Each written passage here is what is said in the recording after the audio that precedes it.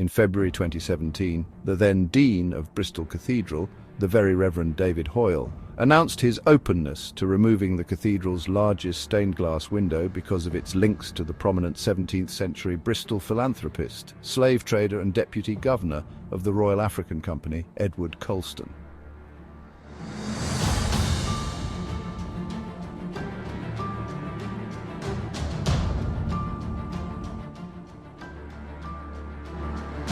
In the wake of the violent demonstrations in June 2020 against racism and the toppling of statues like Colston's, the Dean is doubtless even more open to removing his former cathedral's window. The demonstrations by Black Lives Matter, BLM, in the wake of the death of George Floyd at the hands of a police officer seeking to restrain him in the Democrat-run city of Minneapolis in the United States, supercharged the campaign against Colston's legacy. The Bristol experience is one installment in a movement originating in the US, but with European connections, to remove the stigma of slavery, colonialism and racism by taking down statues, renaming buildings on campuses and in public spaces, and decolonizing the secondary and tertiary curriculums. Racism everywhere, the BLM movement, which is a loose and decentralized collection of chapters and affiliates, sees institutional racism everywhere, in the structure of schools, universities, the media, business and across the public and private sectors of the capitalist system.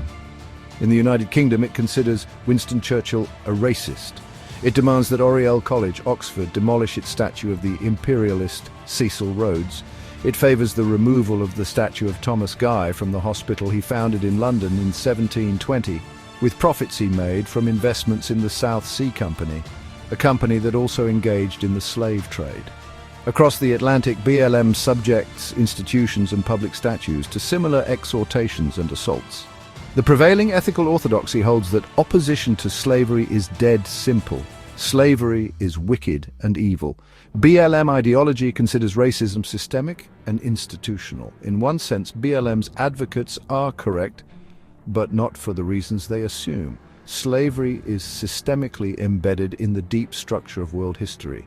It is etched into the fabric of human experience. It has been this way since the dawn of civilization. Slavery, moreover, has not always appeared wicked or evil. From ancient Babylon, Egypt and Rome to the conquistadors in South America, the Ottoman Empire, Tsarist Russia, and 18th and 19th century North America, slavery was the basis of economic and political development. Slave labor is still prevalent today. In China, its laogai, prison camps, enable Chinese enterprises to undercut the prices of its economic competitors, a facet of modernity that the designer clothes-wearing, mobile phone-carrying members of the BLM and Antifa crowd somewhat conveniently overlook. As some historians still appreciate, conquest, slavery and oppression mark the troubled origins of most empires in the non-Western as well as the Western world. All human societies, Hannah Arendt wrote, begin in violence. Foundation myths acknowledge the fact. Cain slew Abel and Romulus killed Remus. These myths tell us that whatever political organization men have achieved has its origin in crime. Recognizing the fact that the establishment of the modern state order involved war and conquest should be central to any thoughtful political self-awareness. The anachronistic imposition of a modern sensibility on the past and an impulse to remove its heritage from the present disables the very notion of informed historical inquiry. The passionate fervor that informs BLM's anti-racist rhetoric is deliberately iconoclastic.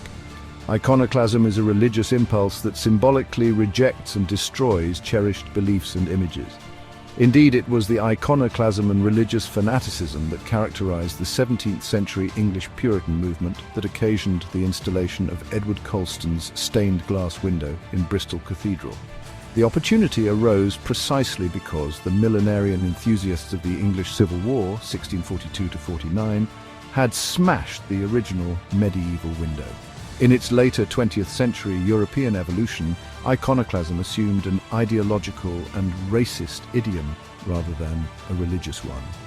The Nazi conquest of Poland required the systematic destruction of historic sites associated with a racially inferior Jewish and Slavic culture.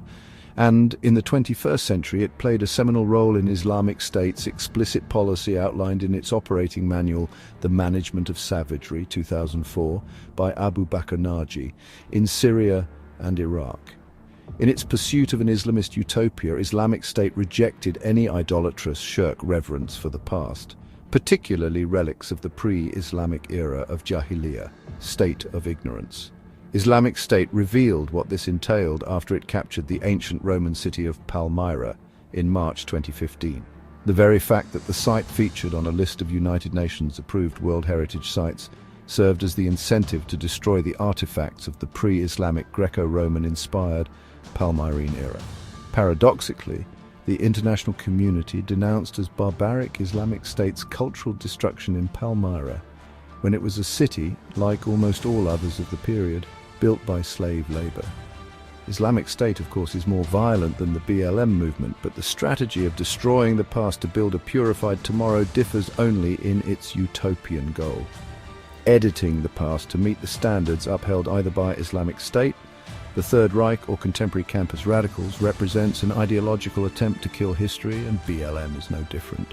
Ultimately, the recent penchant for image breaking arising from BLM-inspired protests reflects the neglected impact of Maoism on both Western, New Left and Islamist ideology from the late 1960s. Commentators have sometimes referenced the similarities between the statue protests in the West and the period of the Great Proletarian Cultural Revolution in China. Few, however, have dissected the direct and indirect intellectual connections between Mao Zedong's thinking and radical contemporary movements in Europe and North America. The neglected genealogy of the Cultural Revolution that the BLM movements, as well as the universities' eagerness to decolonize their curriculums, clearly needs recalling. Culture war, after all, represents one of the People's Republic's earliest exports to the West. Islamic State's manual, The Management of Savagery, acknowledged the importance of Maoism in a suitably Islamist guise to its version of permanent revolution. Its advice on cultural warfare also informed the precursors of the Black Lives Matter movement, the student countercultural revolutionaries of 1968, who followed Mao's Little Red Book, 1964, in their denunciation of the sugar-coated bullets of the bourgeoisie and the paper tiger of US imperialism. In the aftermath of the catastrophic failure of Mao's program of forced industrialization, the Great Leap Forward between 1958 and 1962 that ended in mass starvation, Mao sought to silence criticism through the institution of a great proletarian cultural revolution. Launched in the spring of 1966 to revitalize the socialist spirit and refashion the state structure, the Cultural Revolution required a profound reconstitution of society that would touch the people to their very souls. During the new revolutionary struggle, the masses would spiritually transform themselves and remold their objective social world. Like its 1960s Western countercultural imitators and its more recent evocation in the BLM movement, it was university and middle school students who first responded to the Maoist call to rebel against established authority. The chaos that subsequently engulfed China began at Beijing University, China's Oxbridge, in May 1966, when a junior philosophy lecturer, Nie Yuanzi, displayed a big character poster on the campus denouncing the university president and calling for all revolutionary intellectuals to go into battle. Encouraged by a June 1966 party decree postponing university entrance exams, student activists mounted political and eventually physical attacks on their reactionary teachers and the courses they taught, rallying under slogans like "It is justified to rebel" and "Destruction before construction." These fanatics marched through cities and towns across the country following the Maoist injunction to destroy ghosts and monsters. Maoist-inspired student Red Guard groups targeted the Four Olds: old ideas, old culture, old customs and old habits that had corrupted the masses. During the summer and autumn of 1966, millions of Red Guards, waving copies of the chairman's Little Red Book, ascribed with semi-magical power, campaigned to destroy all symbols of the feudal past and bourgeois influences in the present. Museums and homes were ransacked and old books and works of art destroyed. The students trashed everything from ancient Confucian texts to modern recordings of Beethoven. They gave new revolutionary names to street signs and buildings. The revolution quickly moved from destroying culture to destroying people. The Red Guards arrested and paraded bad elements through the streets, forced to wear dunces' caps. These cow demons were often physically as well as psychologically abused at struggle sessions before they confessed their thought crimes at public rallies. Red Guards turned on anyone who had received a Western education and on any intellectual who could be charged with feudal or reactionary thought. Academics and teachers bore the brunt of the violence. The lucky ones got away with self-criticism and a humiliating process of self-rectification. Those less fortunate, like the Chinese playwright Lao Shi, died at the hands of the mob after their houses were pillaged and their books burned.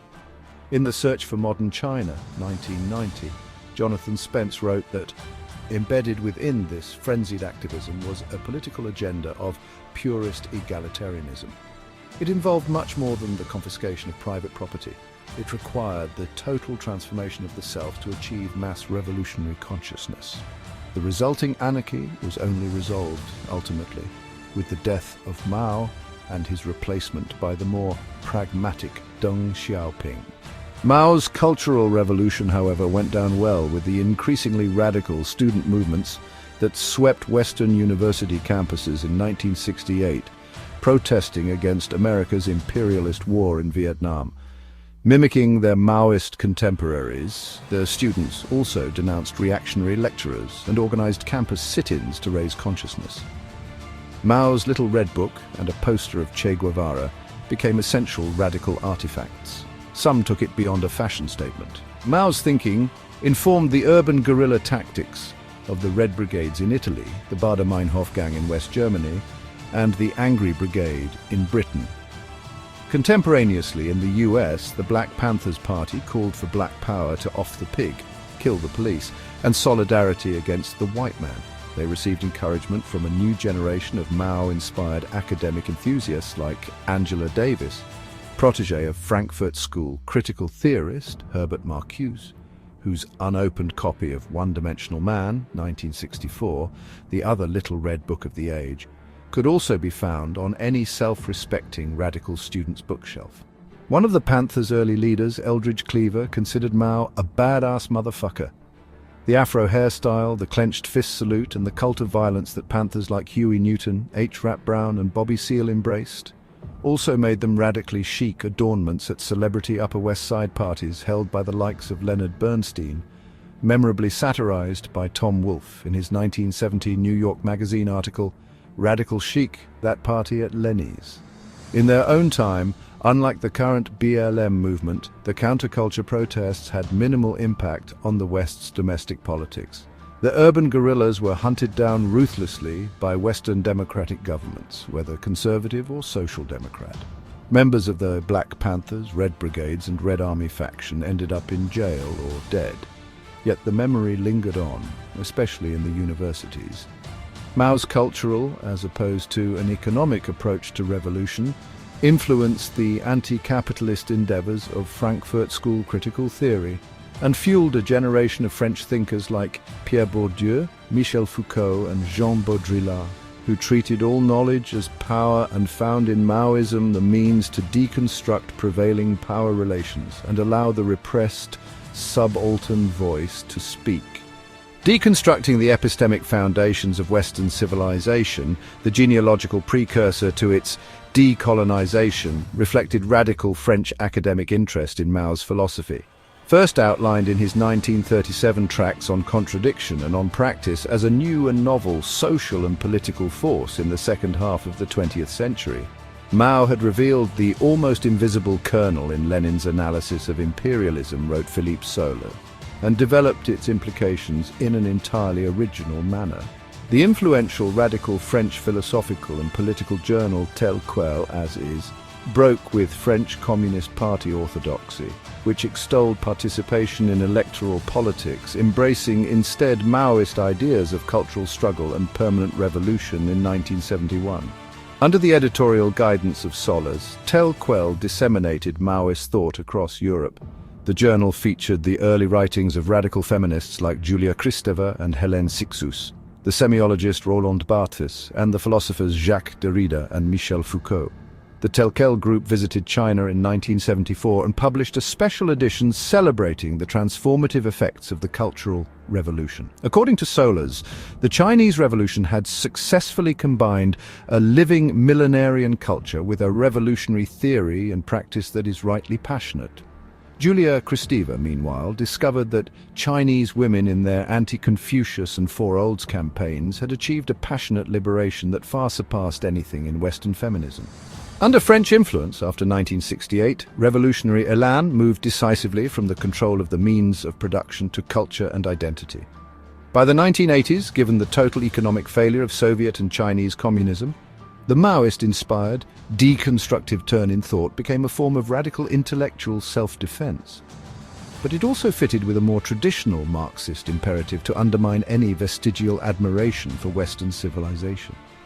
The deconstruction of Western culture, a distinctive feature of humanities and social science scholarship at the end of the Cold War, progressively relativized core democratic political understandings, exposing constitutional freedom and the rule of law as modes of control, a tolerant facade concealing a brutal genealogy of Western power. During the post-Cold War period, this essentially post-historical critical reading became the default position for the academic understanding of Western civilization. The long wars in Afghanistan and Iraq, the financial crisis after 2008, identity politics and the rise of so-called populism provided the cultural theorizing practiced on university campuses, as well as the mainstream media, with material for further cultural struggle. The COVID-19 pandemic and the frustrating economic and social lockdown that ensued created an environment ripe for riot and rebellion. George Floyd's death provided the spark for the latest Maoist-style protest and its bonfire of Western icons. Mao's influence is evident in the BLM's UK manifesto, guided as it is by a commitment to dismantle imperialism, capitalism, white supremacy, and the state structures that disproportionately harm black people. In On Contradiction, Mao wrote, "Contradiction and struggle are universal and absolute, but the methods for solving contradictions differ according to the differences in the nature of the contradictions. The revolutionary must use the contradictory aspects in every process. According to this formula, the revolutionary adjusts practice to contingent social conditions.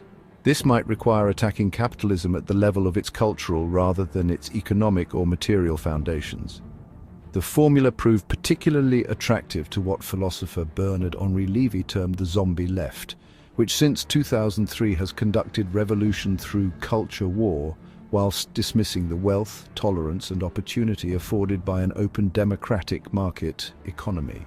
Operating within this Maoist framework, critical race theory, which animates groups like BLM, presents world history as a dialectical struggle between a systemic white racism upholding the capitalist order and an anti-racism that identifies the black race as the universal victim of oppression. Race conflict replaces class conflict in this political melodrama.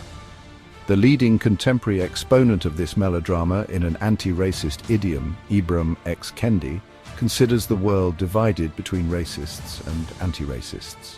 In How to Be an Anti-Racist, 2019, he explains, "One either endorses the idea of a racial hierarchy as a racist or racial equality as an anti-racist. Racism is all-pervasive." Kendi writes that there are many forms of racism. There is class racism, which conflates blackness with poverty, as well as gender racism, queer racism, and space racism, where people associate black neighborhoods with violence. In the case of education, black students may, on average, achieve lower scores on standardized tests and drop out of high school at higher rates.